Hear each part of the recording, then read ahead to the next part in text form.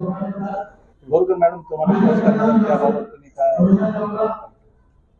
मला खूप अभिमानाची गोष्ट वाटत आहे, पण ते कसं मी काही माझा काही मनात कोणाचा विरोध नव्हता, पण त्यांनी ते मला असं वाटलं की ते खूप जास्त भ्रष्टाचार होत आहे, त्यामुळे मी ते तिघांना 3 RTOला सस्पेंड केलं आणि त्यांच्यासोबत एक एजंट होता, चौघांना सस्पेंड केलं लाचलुचपत घेताना.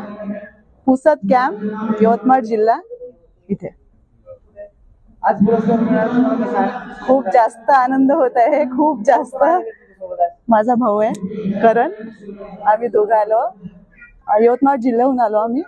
यवतमाळला एक वणी तालुका आहे, त्या तालुक्यात माझं एक ड्रायव्हिंग स्कूल आहे आणि एक दारव्हा तालुक्यात 2 ठिकाणी माझे ड्रायव्हिंग स्कूल आहे.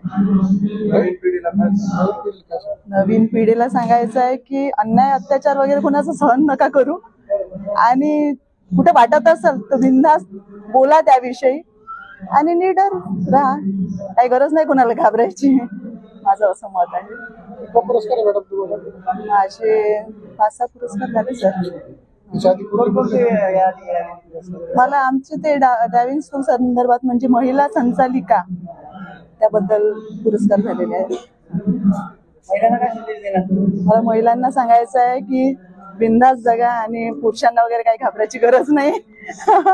आणि महिला जेव्हा म्हणजे ड्रायव्हिंग स्कूल हे एक पुरुषांचं एक म्हणजे त्या फील्डमध्ये जास्त पुरुष आहेत, महिला फार कमी आहेत, पण महिला सामोर येत नाही अशा व्यवसायात आल्या पाहिजे.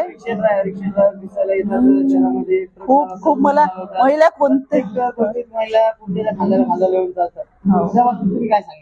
मला असं वाटतं जिथेही ज्या फील्ड मध्ये महिला दिसल्या मला खूप गौरव वाटतो, त्यांचा खूप अभिमान वाटते. आणि महिलांनी प्रत्येक फील्ड मध्ये आलं पाहिजे.